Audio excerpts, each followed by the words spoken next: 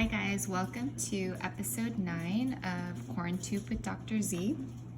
Today we're going to be doing an LOD and we are starting our final unit in math. So if we were in school, we would have probably gone over this maybe a couple weeks ago, and by now we would have been doing a bunch of practice and review for the SBAC, but since I knew the SBAC was going to get canceled this year, I wanted to just kind of take my time to finish up measurement.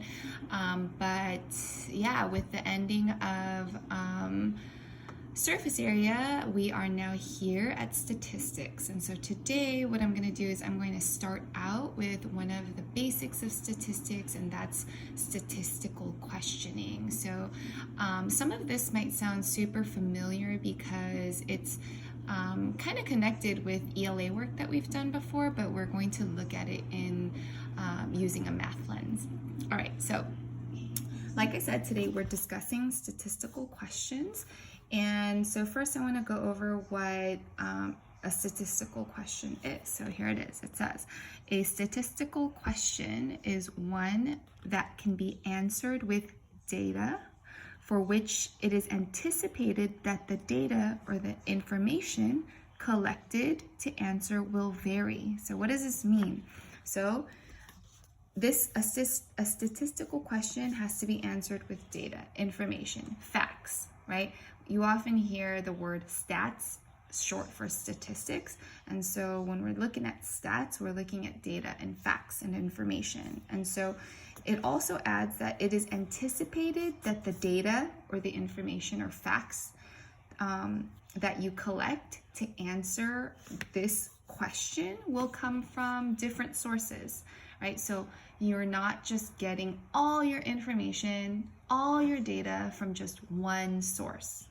Okay, it's similar to how when we're doing our ELA, finding key details or main idea using text evidence, the more text evidence or data that you have, the stronger your case will be. It's the same for answering a statistical question. The more data and from varying sources of information that you have, the more solid your answer will be. Okay, so today what I'm going to do is I'm going to read aloud to you a short passage, and I'm going to read it aloud twice. And what you're going to think about is, what are some statistical questions you can ask based on the read aloud that I'm going to do for you? Okay, so as I'm reading, you are going to simultaneously think about some statistical questions that might be appropriate for this text. But after you listen to a text that I'm titling Jerome's Baseball Cards, we are going to do a little exercise to see if you can identify if the following questions that I've already written down, which I have hidden while I'm reading, you are going to be able to identify if those questions are in fact statistical questions. Okay, so here is a short text called Jerome's Baseball Cards. Listen carefully. I will read it 2 times at a slow pace. Jerome, a 6th grader at Roosevelt Middle School, is a huge baseball fan. He loves to collect baseball cards. He has cards of current players and of players from past baseball seasons. With his teacher's permission, Jerome brought his baseball card collection to school. Each card has a picture of a current or past Major League Baseball player, along with information about the player. When he placed his cards out for the other students to see, they asked Jerome all sorts of questions about his cards. Okay, so that was round 1 of me reading the text. I'm going to read it one more time. So again, I'd like for you to think of some statistical questions that might be appropriate for this text. And once I'm done reading it for the second time, I'm going to show you a list of questions that I have, and you will help me determine whether that question is statistical or not statistical. Here I go. Read number 2. Jerome, a 6th grader at Roosevelt Middle School is a huge baseball fan. He loves to collect baseball cards. He has cards of current players and of players from past baseball seasons. With his teacher's permission, Jerome brought his baseball card collection to school.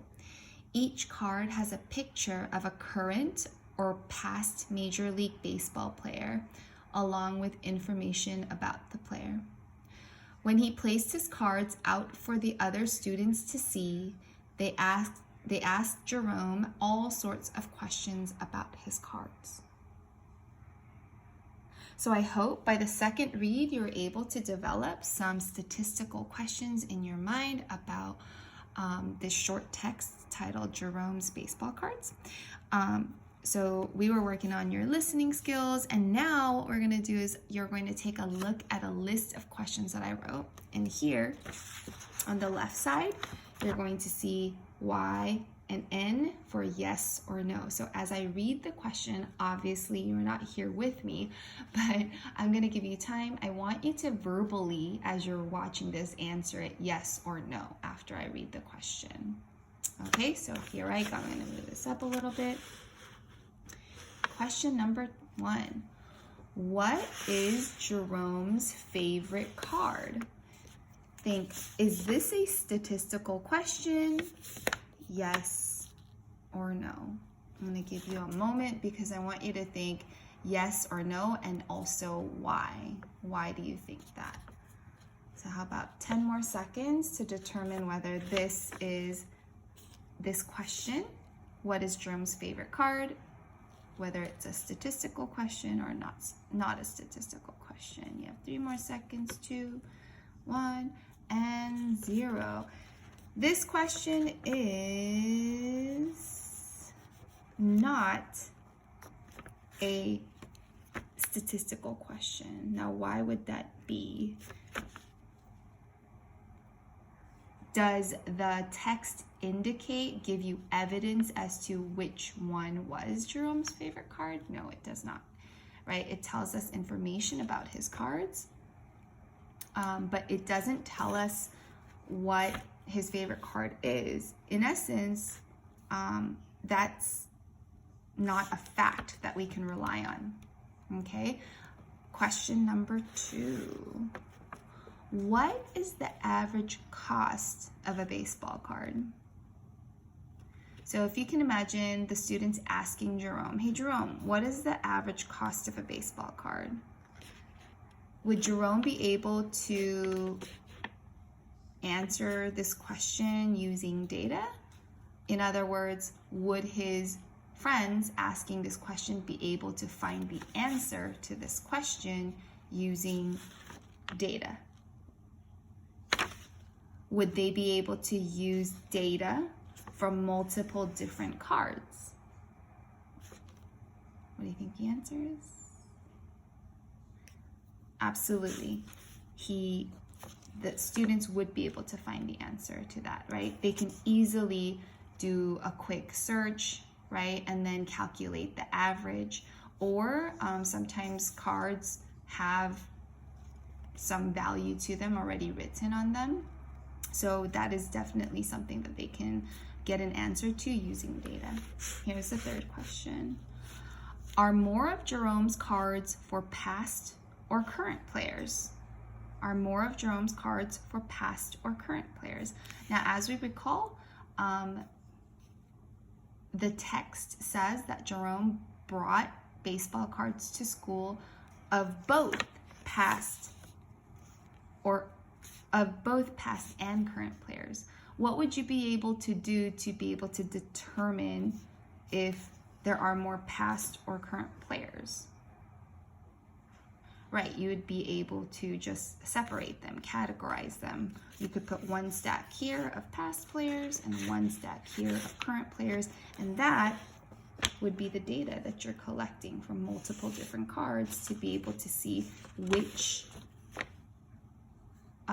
card is of a past or current player. Then you can determine which stack has more cards. So yes, this is a statistical question. And here's the final one.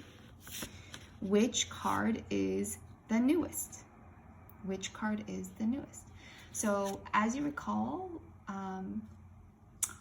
all of the cards that Jerome brought to school had information on them, right? I'm guessing there is information about the players as well as when the card was made, right? So one card might be from 2020, whereas one is from 2018, right? That is data that you can use to answer that question. Okay, so again, that is going to be a statistical question. So notice the difference between these three types of questions and this first type. What is Jerome's favorite card? Okay. Now, because we've done one together where you listened to the text 2 times and we went over these 4 questions, here is your turn to practice. And for those of you guys who are with me during our Zoom meeting today, you know that we did the most fun thing today. So I'm using that in today's lesson. So what you're going to be practicing with is drawing Patrick from SpongeBob SquarePants. So today, our little group on Zoom, we did a drawing activity, and I'm going to show it to you right now. And we watched a YouTube tutorial on how to draw the character Patrick. Now, I know some of you, namely Nevaeh, are huge SpongeBob fans, and I'm glad you were there to draw Patrick with us. So here is my Patrick that I drew. Not perfect, but I'm not mad at it. So this is the Patrick that I drew. Knowing that I had watched a YouTube tutorial, I didn't just see this in my mind and just like drew it, right? I watched a YouTube tutorial, as did 6 others, plus Miss Lemus, who joined us in our meeting. We all watched a YouTube tutorial. So seeing my drawing of Patrick, what you're going to be practicing after this video is writing a minimum of 5 statistical questions